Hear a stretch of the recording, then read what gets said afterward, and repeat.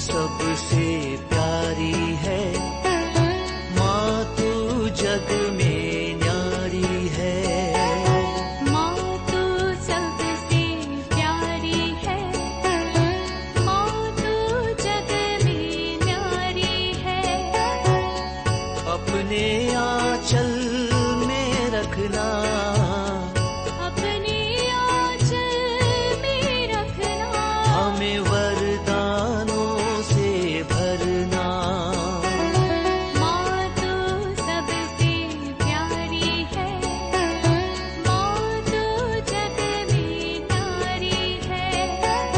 माँ तू सबसे प्यारी है, माँ तू जग में न्यारी है। पिता, पुत्र और पवित्र आत्मा के नाम पर आमीन। आप सबों को जय यीशु। मणिपुर देश में दंगा शुरू होकर के 2 महीना बीत चुका है। कोई शांति का प्रस्ताव सरकार की ओर से नहीं आ रहा है। भाई भाई के बीच में लड़ करके मर रहा है, सब कुछ नष्ट कर रहा है। एक एक दिन बीतते बीतते उनके आपस में शत्रुता बढ़ रहा है। उनको समझौता में लाने के लिए जितना प्रयत्न होना चाहिए नहीं हो रहा है, बल्कि जितना देखने में आया और सुनने में आया, प्रशासन एक ग्रुप के साथ सपोर्ट देकर दूसरों को खत्म करने का कोशिश कर रहा है। उसका कई उदाहरण मिलेगा। चाहे देश के जो पुलिस अधीक्षक था, वो एक कुकी का था, उनका ट्रांसफर करवाना, वहां से उस पद से निकालना, या कुकी एमएलए का हत्या करने का कोशिश करना हो, ऐसा कई इंसिडेंट है। लेकिन एक और साइड से कई लोग मेरे क्लास में भी टिप्पणी कर करके पूछा है, वहां मंदिर भी जल गया। बिल्कुल, वहां मंदिर भी जल गया, बीजेपी के नेताओं का भी घर जलाया। ये आज जो षड्यंत्र हुआ वो उसी प्रकार नहीं हो पाया, उल्टा पड़ रहा है। क्रिश्चियनिटी को खत्म करने के लिए या कुकी विभाग को खत्म करने के लिए जो कोशिश था वो नहीं हो पाया। जो कुकी लोग इसे पूर्व में समझौता में उनका आर्म्स डाउन किया था, एक समझौता में आया था फायर ना करने का, वे लोग पुनः हथियार उठाए। जो हथियार छोड़ने वाले हथियार उठाए, अर्थात ये जो दंगा और एक्सट्रीमिस्ट को बनाया, ग्रुप को बना रहा है।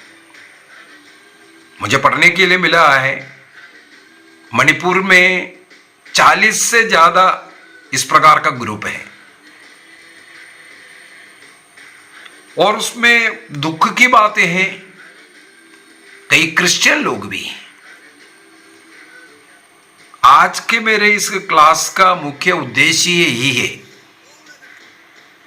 यदि हम क्रिश्चियन हैं, हमें क्रिस्त का स्वभाव वाला बनकर के रहना है। हमारे क्रिश्चियनिटी का एक इतिहास है। मेरे विचार में एडी 64 में रोम में जो दंगा शुरू हुआ क्रिश्चियन के खिलाफ, किस किस प्रकार उन लोगों का हत्या करता था। वहां पर ऐसा एक सेंट्रल जगह, लोगों के सामने ईसाइयों को पकड़ करके जंगली जानवरों का भोजन बनाता हुआ, और आग जला करके, आग में लोगों के सामने आग जला करके उसमें क्रिश्चियन को पकड़ करके डाल रहे। उबलते जो तेल है उसके अंदर क्रिश्चियन को डाला। क्रिश्चियन को ढूंढ ढूंढ करके, ईसाइयों को ढूंढ ढूंढ करके वहां हत्याएं चल रहा था। लेकिन उस समय पर भी वहां क्रिश्चियनिटी खत्म नहीं हुआ, क्रिश्चियनिटी बढ़ते गई। अंडरग्राउंड छिपे छिपे वो प्रभु से प्रार्थना करते रहे। 64 में शुरू हुआ ये दंगाएं, हमें मालूम है रोमा साम्राज्य जहां कहीं भी था, अधिकतर दुनिया के अधिकतर राज्यों में रोमा साम्राज्य फैला हुआ था। हर जगह पर इसका मतलब क्रिश्चियों का विरुद्ध अत्याचार चल रहा था। एडी 64 में शुरू हुआ वो दंगा एडी 314 तक चलता रहा। इतने लंबी वर्षों तक सहन कर करके उससे निकलने वाले एक धर्म है, विश्वास है क्रिश्चियनिटी। वहां कोई लड़ने के लिए या हथियार उठा करके कोई एक्सट्रीमिस्ट नहीं बना, वॉलंटियरली जाकर के मरने वाला। हम क्रिस्तीय धर्म को टुकराएंगे नहीं, हम अपने विश्वास के लिए मरने के लिए तैयार हैं। मुझे जो उड़ीसा के कंधमाल का जो घटना है, अभी इन दिनों में मैं उसी को काफी पढ़ा, वहां का कई घटना मुझे ऐसा मिला, कई लोगों का हत्या, तुम हिंदू धर्म में आ जाओ नहीं तो मार रहेंगे, हम मरने के लिए तैयार है, लेकिन ईसा मसीह को नहीं छोड़ेगा बोल करके मरने वालों का कहानियां। उस कंधमाल से अनेकों संत निकल रहा है, मरने के लिए तैयार हुआ, लेकिन हम प्रभु ईसा मसीह को तिरस्कार नहीं करेंगे। ऐसे अनेकों बहनों की कहानी मुझे पढ़ने के लिए मिला। उनको पकड़ करके बोला तुम धर्म परिवर्तन कर लो, अन्यथा तुम्हारे साथ कुकर्म या बलात्कार हुआ, लेकिन वो बेटियां वो बहनें उसके लिए तैयार नहीं हुआ, हम अपने विश्वास को त्यागेंगे नहीं। हाँ, एक साइड में हजारों को पकड़ पकड़ करके लेके गए, मंदिर में ले जाकर के वापस हिंदू बनाया। ये भी घटना हुआ है वहां पर। कई लोग अपने जान को बचाने के लिए, अपने प्रियजनों को, अपने बच्चों के लिए, अपने माता पिताओं के लिए, अपने बहनों के बेटियों के लिए, मां के लिए इस प्रकार हाँ किया। वहां पर आरएसएस, वीएचपी, बजरंग दल ने जो हरकतें किया, उसका इतिहास हम लोग पढ़ सकता है। हम लोग कंधमाल का जो रायोट्स के विषय में यदि आप इसके अंदर डालेंगे, जो अमेरिकन अनेकों राइटर्स ने लिखा हुआ कई चीजें मिलेगा, और हमारे भारत देश के जो पत्रकार, अनेकों पत्रकारों का टिप्पणियां, वो जो राइटिंग्स है वहां पर पढ़ने के लिए मिलता है। और हजारों के जान गया, सरकारी हिसाब से तो बहुत ही कम है, लेकिन सत्य बात यह है हजारों लोगों का हत्या हुआ है। और कितना है एक्चुअल नंबर आज तक किसी को मालूम नहीं। वही हालत अभी मणिपुर में भी है। यदि हम अपने विश्वास में अटल रहना है, हमें हथियार उठाने की जरूरत नहीं है। किसी ने हमारे पूर्व के एक क्लास के अंदर एक टिप्पणी भी किया, इतिहास गवाह है, जब इस प्रकार का अत्याचार हुआ, ईसाई लोग भी हथियार उठाया कर करके।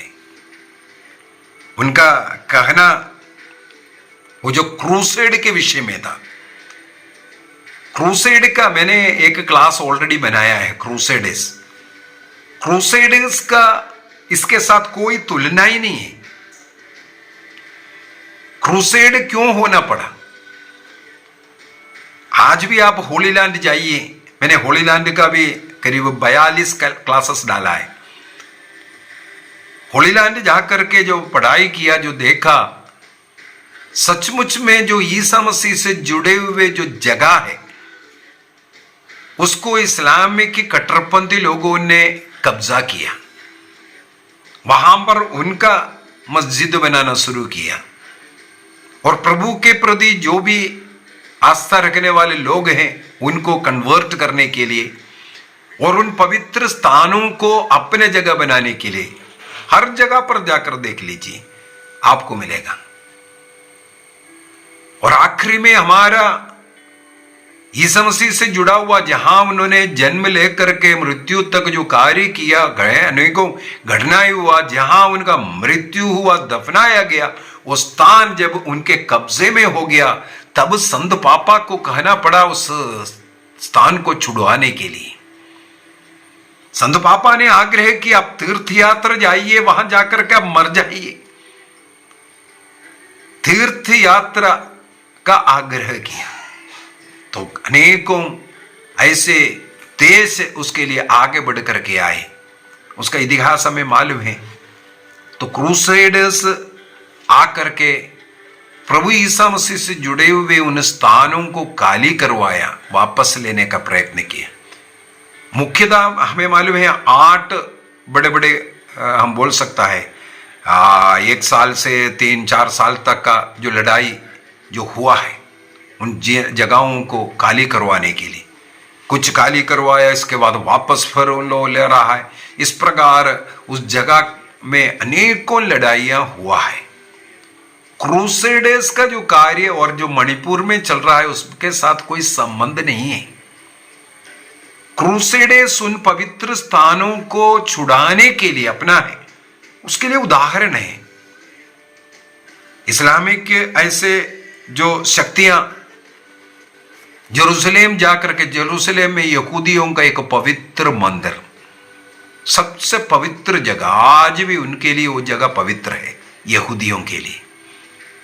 उस यहूदी जो मंदिर था, यरूशलेम मंदिर, जहां ईसा मसीह स्वयं जाकर प्रार्थना किया, वो मंदिर आज एक मॉस्क है। वहां पर अल अस्का मॉस्क कहते हैं।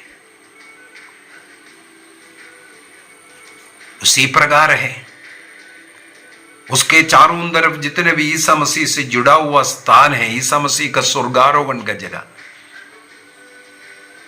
वहां पर एक मुसलमानों के कब्जे में हो जगह। अनेकों ऐसा जगह है, लेकिन क्रिश्चियन क्रूसेडर्स जाकर के अनेकों जगह को खाली करवाया, अपने कब्जे में किया। उसको और मणिपुर के उस लड़ाई के साथ जोड़ करके कभी ना बोले, कभी नहीं बोलना है। उसमें और इसमें कोई संबंध नहीं है। अनेकों लोग वो उस प्रकार का टिप्पणी लगा रहा है। ये वो एक पवित्र वार था, होली वार कहते हैं। क्रूसेड जो हुआ है उसको होली वार कहते हैं। अपने पवित्र जगह को वापस लेने का जो लड़ाई हुआ, वो प्यार से भी हो सकता है, लेकिन प्यार से नहीं हटा, वहां पर जबरदस्ती हटाना पड़ा। लेकिन यहां वो नहीं है। मणिपुर के इतिहास मैंने पिछले क्लासों में बोला है, वर्षों से वहां पर टेररिस्ट ग्रुप है, छोटी छोटी बातों में आपस में लड़ने वाला ग्रुप है। और वहां का जो क्रिश्चियन लोग भी अनेकों ऐसे संस्था से जुड़ा हुआ है, टेररिस्ट ग्रुप से जुड़ा हुआ है। हमें इस बात का खेद है। ईसा मसीह ने जब पेतरुस तलवार उठाई, ईसा मसीह को गिरफ्तार करते वक्त पेतरुस तलवार उठाया और एक सिपाही का कान कट गया था, मलकूस नाम है। ईसा मसीह ने उन्हें चंगा भी दिया। इसके बाद पेतरुस को फटकारा, तलवार म्यान में डालने के लिए कहा।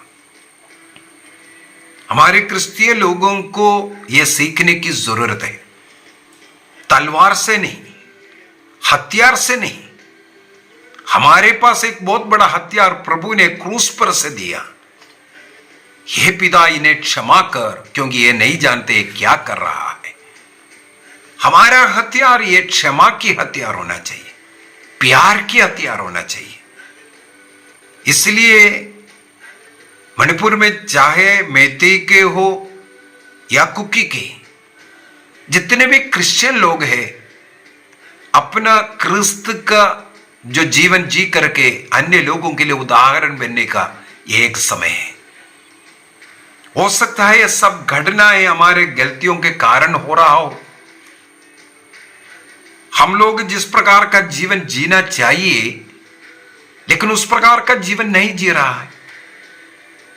हमें मालूम है इस्राएली लोग जब जब भटके, एकमात्र ईश्वर को छोड़ करके पराये देवी देवताओं का पूजा करने लगे, सूर्य चंद्र नक्षत्र मां का पूजा करने लगे, उन लोग अपने लिए हर पर्व मनाना शुरू किया, सत्य ईश्वर को छोड़ा।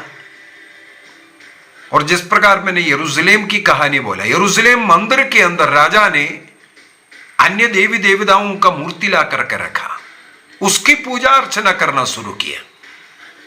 वो मंदिर टूटने का भविष्यवाणी उसी समय पर हुआ, क्योंकि जहां प्रभु को जो स्थान मान सम्मान देना है वो नहीं है। हम यदि हमारे हथियार के बल पर दूसरों के ऊपर शासन करेंगे, सोचेगा ये क्रिश्चियनिटी नहीं है।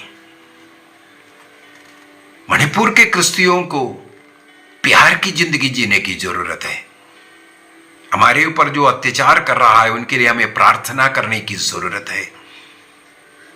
ऐसे लोगों के बीच में हमें घुटना टेकर प्रभु से विनती करने की जरूरत है।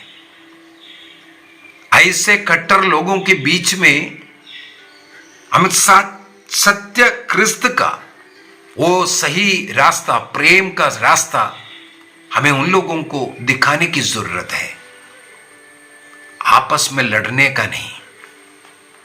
अन्य किसी धन का या अन्य किसी लालच में पड़ करके जो लोग लालच दे रहा है, या शैतान आएगा ललकारने के लिए। ईसा मसीह के पास भी आया था। हमें मालूम है बपतिस्मा के समय पर स्वर्ग खुल गया, पिता ने कहा यह मेरा प्रिय पुत्र है, इस पर मैं अत्यंत प्रसन्न हूं। शैतान को यह बात अच्छा नहीं लगा, शैतान घबरा गया इस बात पर। तब आत्मा उस पर उतर आया, वो आत्मा इन्हें निर्जन प्रदेश में लेकर के गया। उस निर्जन प्रदेश में शैतान ने मौका ढूंढा ईसा मसीह को पाप में गिराने के लिए। पिता से सुना था, ईसा मसीह के विषय में साक्षी दिया, ये मेरा प्रिय पुत्र है, इस पर मैं अत्यंत प्रसन्न हूं। इसलिए शैतान ने यही बोला, यदि तुम ईश्वर का पुत्र है, चैलेंज कर रहा है, ये पत्थर को रोटी बना दे। यदि तुम ईश्वर का पुत्र है, रोटी बना करके दिखाओ। शैतान इस प्रकार चैलेंज करते हुए हमारे जीवन में आते रहेगा।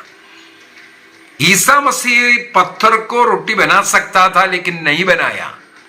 क्यों नहीं बनाया? क्योंकि यह शैतान का चैलेंज था। शैतान के चैलेंज को उन्होंने स्वीकार नहीं किया। अगला, शैतान भी बाइबल का वचन को बोलना शुरू किया। स्तोत्र गंध 91 में लिखा हुआ है, तुम्हारे पैरों को पत्थर से चोट ना लगे, स्वर्गदूत को भेजेगा तुम्हें उठा लेगा। इसलिए कहते हैं मंदिर के ऊपर से तुम नीचे कूदो, तुम्हें कुछ नहीं होगा। देखो, ईसा मसीह कुछ भी कर सकता था, लेकिन वो भी शैतान का वचन है नहीं। आखिर में एक पहाड़ पर लेकर के गया। शैतान ने कहा, देखो सारे संसार का जितना वैभव सब कुछ मेरा है, ये सब मैं तुम्हें दूंगा, एक बार तुम मेरे सामने दंडवत तो कर दो। आज कई क्रिश्चियन लोग इस प्रकार शैतान के सामने दंडवत हो रहा है। दूसरों के ऊपर मैं बड़ा हूं ऐसा दिखाने के लिए, दूसरों को जो ट्राइब उसके बीच में नफरत आया, दूसरों के सामने मैं बड़ा हूं दिखाने के लिए।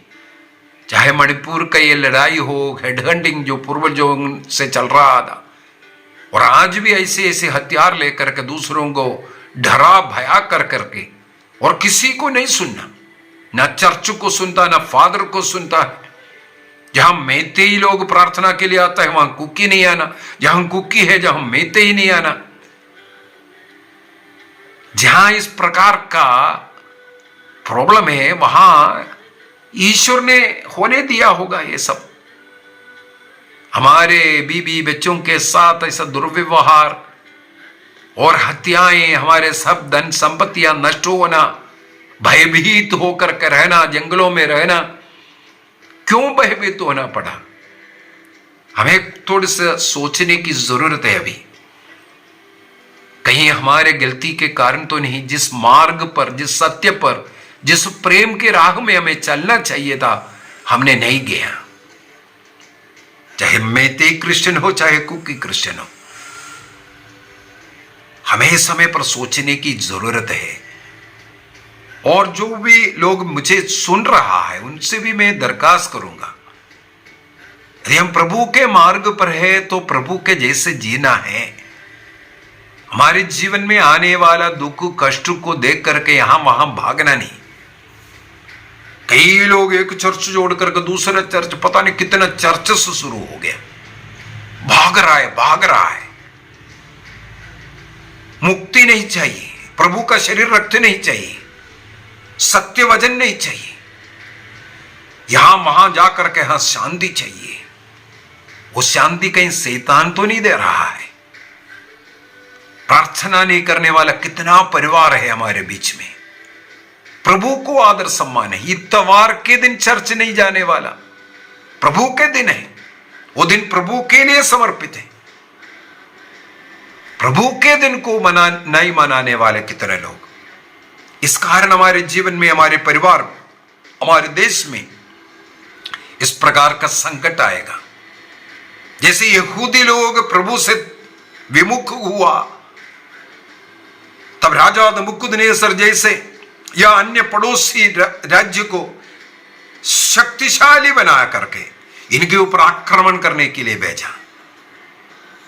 बार बार इस्राएली लोगों के ऊपर आक्रमण हुआ। एक ही कारण है, सत्य ईश्वर से वह हट जाता है। ईश्वर के मार्ग को छोड़कर दूसरे मार्ग में, राजाओं का दूसरा ग्रंथ को पढ़कर के देखना, बार बार राजाओं का इतिहास लिखा हुआ है। वहां लिखा हुआ एक शब्द ये मुझे कई बार स्पर्श किया। एक ईमानदार राजा को वहां प्रकट करता है, वो है राजा दाऊद। प्रभु के मार्ग पर चलने वाला एक व्यक्ति के रूप में राजा दाऊद को वहां प्रकट करता है। और अन्य राजाओं के विषय में यही लिखा हुआ है, वो राजा दाऊद के समान ईश्वर के प्रति ईमानदार नहीं रहा। ईश्वर के प्रति किस प्रकार ईमानदार रहना, राजा दाऊद का जीवन के द्वारा राजाओं को देखना चाहिए था। अनेकों लोग, अन्य जाति के लोग, उनके त्योहार, उनके भगवानों का पूजा करना। इवन दाऊद का पुत्र सुलेमान जो 1000 विवाह किया, उनका भी यही कहानी है। अन्य जाति के स्त्रियों को अपना पत्नी बनाकर रखा, उनके पर्वों में, त्योहारों में जाना, उनके देवी देवताओं के सामने दंडवत करना प्रभु को अच्छा नहीं लगा। तो क्रिस्तीय है बोलने से नहीं, हमारे जीवन में दुख कष्ट होने का पीछे का कारण, ये मणिपुर में ये दंगा हो रहा है, इसके पीछे का कई कारण कहीं ये तो नहीं है। हम क्रिस्त को तो अपनाया, लेकिन आज भी हम क्रिस्त के मार्ग पर नहीं चल रहा है, अपने मार्ग पर चल रहा है। अपना ट्रेडिशन, अपना जाति, अपना परंपरा, उसी को छोड़ा नहीं। मसीह की परंपरा को, मसीह के वचनों को, मसीह के रास्तों को नहीं अपनाया। बपतिस्मा लिया, ईसाई बोल करके गले में क्रूस भी टांग दिया, लेकिन हाथ में हथियार लेकर के घूम रहा है। हम उस हथियार को छोड़ करके प्रभु का हाथ पकड़ करके कब चलने सीखोगे? इसलिए सबसे जरूरी बात मैं मणिपुर के भाई बहनों से यही आग्रह करूंगा, प्रभु का हाथ पकड़िए, हथियार छोड़ दीजिए। ईश्वर ने जो राह दिखाया है उसको पकड़ लीजिए। ये जितने भी जो दुष्ट आत्माएं जो हमारे ऊपर आक्रमण करने के लिए, हमें विनाश करने के लिए जो कोशिश कर रहा है, यदि हमारा हाथ प्रभु के हाथ में है, विनाश नहीं हो सकता है। वो हमारा चर्च गिराएगा, जलाएगा, हमारा घर जलाएगा, हमें मार डालेगा, हमारे प्रियजनों को मार डालेगा। लेकिन फिर से मैं जो उड़ीसा के कंधमाल का उदाहरण लूंगा। 2008 में ये दंगा शुरू हुआ था। 2008 में लोगों का विश्वास जितना था उससे कई गुना आज बढ़ा है। उसका प्रूफ है, वहां कंधमाल से ही कई सिस्टर लोग, कई पुरोहित लोग बन रहा है। वहां पर हजारों क्रिश्चियन को हिंदू धर्म में धर्मांतरण किया।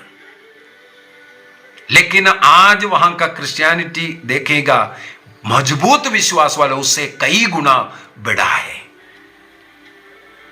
तो क्रिश्चियन इतिहास ये है, जितना अत्याचार कोई भी करे, हम कम नहीं होगा, हम बढ़ते जाएगा। दिक्कत तो आएगा, कष्ट तो सहन करना पड़ेगा, लेकिन प्रभु हमारे साथ है, ये हमें विश्वास करने की भी जरूरत है। योहन का सुसमाचार का उसके अध्याय 16 का एक वचन पढ़ करके समाप्त करना चाहूंगा। John chapter 16 verse 33। संसार में तुम्हें क्लेश सहना पड़ेगा, परंतु ढारस रखो, मैंने संसार पर विजय पाई है। इन शत्रुओं पर विजय पाने वाला मसीह अपने शरीर में सहन कर, क्रूस पर मरकर, अपने आखिरी बूंद रक्त भी बहाकर इस शैतान पर विजय प्राप्त किया है। इसलिए आज इन शैतानों के द्वारा जो अपमानित, निंदा, आगजनी जो भी हो रहा है, यदि उसको सहन करेगा नहीं, आप हथियार उठाएगा, इसका मतलब आप अपने बल पर चलना शुरू करेगा। मसीह बोलता है, ढारस रखो, क्योंकि प्रभु उन पर विजय प्राप्त कर चुका है। इसलिए उस प्रभु का हाथ पकड़ो जिसने इस संसार पर, इस बुराइयों पर विजय प्राप्त किया है। रोमियो का पत्र उसके अध्याय 12, रोमन्स चैप्टर 12 उसके वाक्य 18 से, जहां तक हो सके अपनी ओर से सबों के साथ मेल मिलाप बनाए रखें। जहां तक हो सके सबों के साथ मेल मिलाप रखो। केवल क्रिश्चियों के साथ नहीं बोल रहा हूं मैं, हिंदू, मुसलमान, जितना भी लोग हैं, हमारे भाई बहन लोग हैं, हमें प्यार से रहना है, उन्हें उनके विश्वास में रहने दो। हम अपने विश्वास की घोषणा करेंगे, अपने विश्वास में अटल रहेंगे। इसके बाद कहते हैं, आप स्वयं बदला नहीं चुकाना। बदला चुकाना प्रभु का कार्य है। आप हथियार ना उठाइए, आपका काम नहीं है बदला चुकाना। प्रभु कहते हैं, प्रतिशोध मेरा अधिकार है, मैं ही बदला चुकाऊंगा। इसलिए यदि आप हथियार उठाएंगे, फिर प्रभु का कोई कार्य नहीं है, प्रभु का कोई कार्य नहीं है। यदि आप प्रभु पर उसको छोड़ देंगे, आप मेल मिलाप के रास्ते में चलेंगे, तो प्रभु कार्य करेगा। प्रभु को कार्य करने दीजिए। बाकी 20 में लिखा है, यदि आपका शत्रु भूखा है उसे खिलाए, यदि आप वह प्यासा है तो उसे पिलाए, क्योंकि ऐसा करने पर उसके सिर पर आप जलते अंगारों का ढेर जलाए डालेंगे। जलते अंगारों का ढेर लगाने का मतलब है उन्हें मन परिवर्तन आएगा, उन्हें मन परिवर्तन की कृपा मिलेगा। सत्य को जानने की कृपा प्रभु के द्वारा मिलता है। यह हमारे लिए एक अवसर है, ऐसे अवसरों में हम शांति बनाए रख रहा है, अन्य लोगों को भी हम शरण दे रहा है। मुझे एक जगह पर पढ़ने के लिए भी मिला है, मणिपुर में यह दंगा जरूर चल रहा है, उसके पास में मिजोरम में बोलता है ये मेते कुकी सब एक ही जगह पर बैठ करके खाना खा रहा है, एक ही हॉस्टल में वे लोग रह रहा है, एक ही चर्च में प्रार्थना कर रहा है। यहां आपस में लड़ने वाला पड़ोसी के घर में प्यार से रह रहा है। तो ये शैतान का कार्य है, हमारा भाई है, ये सोचने की जरूरत है। भाइयों के बीच में ये नफरत का आग जलाने वाले उस दुष्ट शत्रु से हमें सतर्क रहने की जरूरत है। एक और वचन याद आ रहा है इसलिए एफेसियों का पत्र उसके अध्याय 6 वाक्य 10 से थोड़ा सा पढ़ लेता हूं। एफेसियों का पत्र अध्याय 6 वाक्य 10 से अंत में यह आप लोग प्रभु से और उसके अपार सामर्थ्य से बल ग्रहण करें। आप ईश्वर के अस्त्र शस्त्र को धारण करना, ईश्वर का, ये दुनिया का अस्त्र शस्त्र यहां वहां से लूट करके हथियार लेकर के ना घूमना है, उससे आपको कोई लाभ नहीं है। ईश्वर का अस्त्र शस्त्र धारण करो बोलता है, जिससे आप शैतान की धूर्तता का सामना करने में सक्षम होगा। क्योंकि आपको निरे मनुष्यों से, आपको कुकियों से या मेतों इससे आपका झगड़ा नहीं है। आपको निरे मनुष्यों से नहीं बल्कि इस अंधकार में संसार के अधिपतियों, अधिकारियों तथा शासकों और आकाश के दुष्ट आत्माओं से संघर्ष करना पड़ता है। आपका लड़ाई जो आप लोगों को भिड़वा रहा है उनसे होना जरूरी है।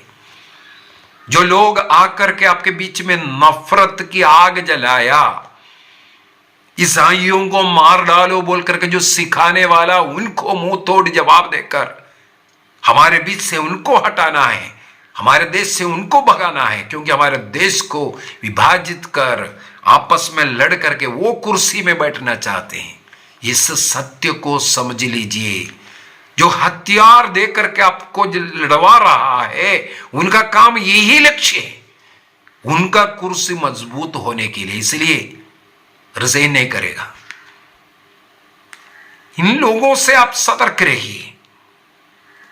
इसलिए आप ईश्वर के अस्त्र शस्त्र का धारण करना है, क्योंकि दुर्दिन आ रहा है। उस समय पर इस संघर्ष, इस लड़ाई लड़ने के लिए ईश्वर का अस्त्र शस्त्र चाहिए। वह सत्य का कमरबंद हो, सत्य का जीवन, ईमानदारी के जीवन, पवित्रता का जीवन, धार्मिक जीवन। ईसा मसीह ने जो रास्ता दिखा वो धार्मिक जीवन जीकर, वो कवच है आपके लिए, कवच है। यदि धार्मिक जीवन जिएंगे कवच मिल गया, पर नहीं कीजिए।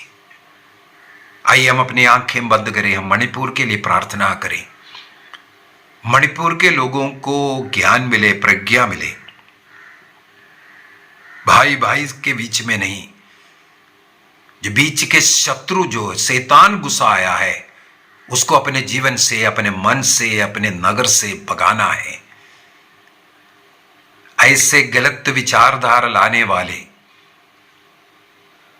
एक वंश को मार डालने से हम श्रेष्ठ हो जाएंगे ये सोचने वाला ऐसा विचारधारा, इसको हमें हटाना है। विशेषकर मैं अनुरोध करूंगा मणिपुर के जितने भी क्रिश्चियन लोग हैं, हथियार नीचे कर दीजिए। हमारा हथियार ईश्वर का अस्त्र शस्त्र होना है, ये तलवार नहीं, ये बंदूक नहीं, ईश्वर का अस्त्र शस्त्र। एफेसियों का पत्र अध्याय 6 वाक्य 10 से बार बार पढ़िए, समझिए। एक दूसरे के विरुद्ध प्यार से रहने का, प्यार देने का, आदर देने का, सहन करने का, क्षमा करने का कृपा प्रभु हमें दे। मणिपुर में प्रार्थनाएं बहुत जरूरी है।